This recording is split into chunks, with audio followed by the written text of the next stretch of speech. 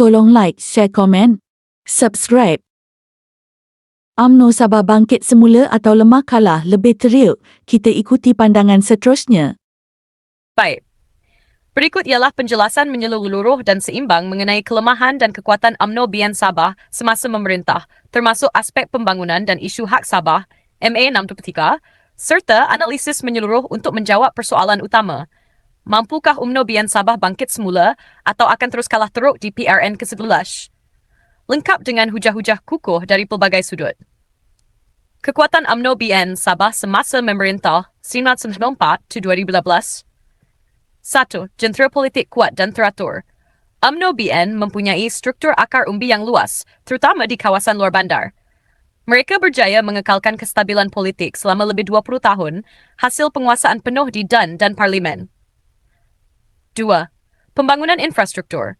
Pembangunan besar-besaran jalan raya, sekolah, hospital daerah, bekalan elektrik dan air di kawasan pedalaman. Projek seperti Jalan Lintas, Pan Borneo, dan lapangan terbang KK dipertingkat. 3. Dasar ekonomi perakyat. Program Sabah Prihatin, subsidi pertanian, bantuan tunai dan perumahan mampu milik diteruskan. Pelaburan swasta dilonggarkan demi pembangunan kawasan industri. Kelemahan UMNO BN Sabah semasa memerintah. Isu autonomi Sabah dan MA 63. Rakyat Sabah melihat UMNO terlalu tunduk kepada pusat dan tidak serius memperjuangkan Perjanjian Malaysia 1963. Tuntutan seperti hasil minyak 20%, pendidikan, imigresen dan hasil cukai gagal dipulangkan secara tuntas kepada Sabah. Nombor 2. Politik elit dan kronisme. Kekayaan dan projek kerajaan banyak dimonopoli oleh kroni politik, bukan rakyat marhaen. Wujud ketidakseimbangan pembangunan, bandar berkembang pesat, luar bandar tertinggal. 3. Pengabaian suara anak muda. Generasi muda berasa dipinggirkan dalam dasar dan kepimpinan. UMNO dilihat tidak progresif dalam isu pendidikan, peluang pekerjaan dan autonomi negeri. 4.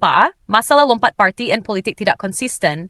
Ramai aduan dan MP dari UMNO melompat keluar selepas PARU Taplas, menunjukkan ketidaksetiaan politik. Ini merosakkan imej parti sebagai stabil dan boleh dipercayai. Isu hak Sabah.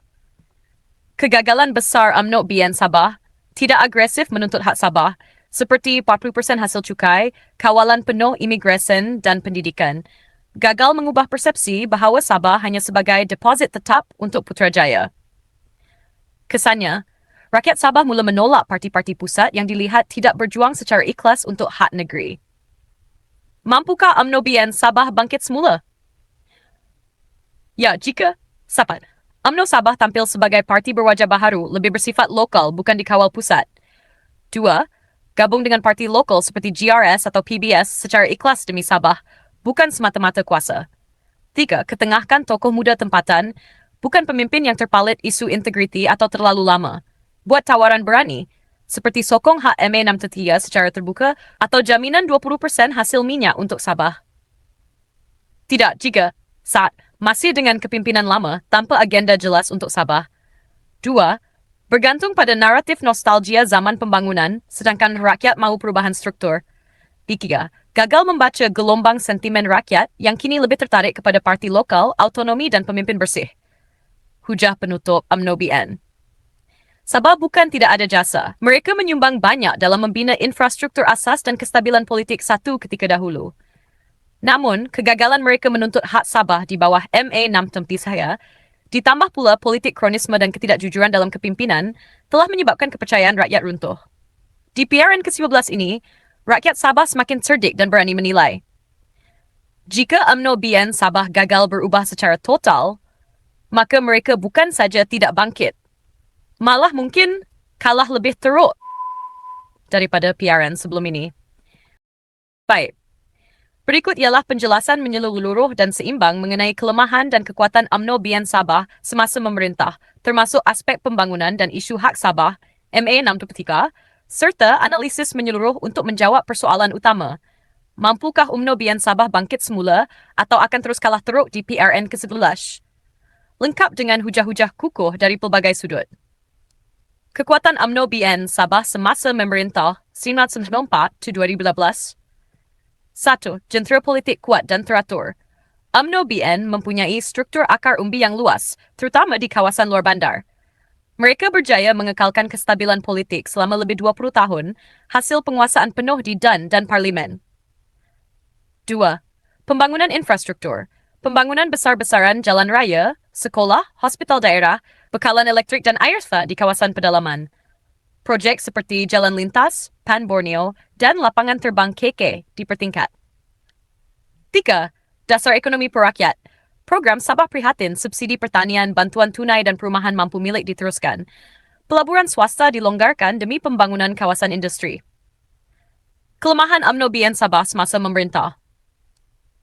Isu autonomi Sabah dan MA63. Rakyat Sabah melihat UMNO terlalu tunduk kepada pusat dan tidak serius memperjuangkan Perjanjian Malaysia Sihir 1963. Tuntutan seperti hasil minyak 20%, pendidikan, imigresen, dan hasil cukai gagal dipulangkan secara tuntas kepada Sabah. Nombor 2. Politik elit dan kronisme. Kekayaan dan projek kerajaan banyak dimonopoli oleh kroni politik, bukan rakyat marhaen. Wujud ketidakseimbangan pembangunan, bandar berkembang pesat, luar bandar tertinggal. 3. Pengabaian suara anak muda. Generasi muda berasa dipinggirkan dalam dasar dan kepimpinan. UMNO dilihat tidak progresif dalam isu pendidikan, peluang pekerjaan dan autonomi negeri. 4. Masalah lompat parti dan politik tidak konsisten. Ramai aduan dan MP dari UMNO melompat keluar selepas PARU Taplas, menunjukkan ketidaksetiaan politik. Ini merosakkan imej parti sebagai stabil dan boleh dipercayai. Isu hak Sabah. Kegagalan besar UMNO BN Sabah, tidak agresif menuntut hak Sabah, seperti 40% hasil cukai, kawalan penuh imigresen dan pendidikan. Gagal mengubah persepsi bahawa Sabah hanya sebagai deposit tetap untuk Putrajaya. Kesannya, rakyat Sabah mula menolak parti-parti pusat yang dilihat tidak berjuang secara ikhlas untuk hak negeri. Mampukah UMNO BN Sabah bangkit semula? Ya, jika sapat. UMNO Sabah tampil sebagai parti berwajah baharu, lebih bersifat lokal bukan dikawal pusat. 2. Gabung dengan parti lokal seperti GRS atau PBS secara ikhlas demi Sabah, bukan semata-mata kuasa. 3. Ketengahkan tokoh muda tempatan, bukan pemimpin yang terpalit isu integriti atau terlalu lama. Buat tawaran berani, seperti sokong hak MA63 secara terbuka atau jaminan 20% hasil minyak untuk Sabah. Tidak, jika saat masih dengan kepimpinan lama tanpa agenda jelas untuk Sabah. 2. Bergantung pada naratif nostalgia zaman pembangunan, sedangkan rakyat mahu perubahan struktur. 3. Gagal membaca gelombang sentimen rakyat yang kini lebih tertarik kepada parti lokal, autonomi dan pemimpin bersih. Hujah penutup UMNO BN. Sabah bukan tidak ada jasa. Mereka menyumbang banyak dalam membina infrastruktur asas dan kestabilan politik satu ketika dahulu. Namun, kegagalan mereka menuntut hak Sabah di bawah MA63 ditambah pula politik kronisme dan ketidakjujuran dalam kepimpinan telah menyebabkan kepercayaan rakyat runtuh. Di PRN ke-19 ini, rakyat Sabah semakin cerdik dan berani menilai.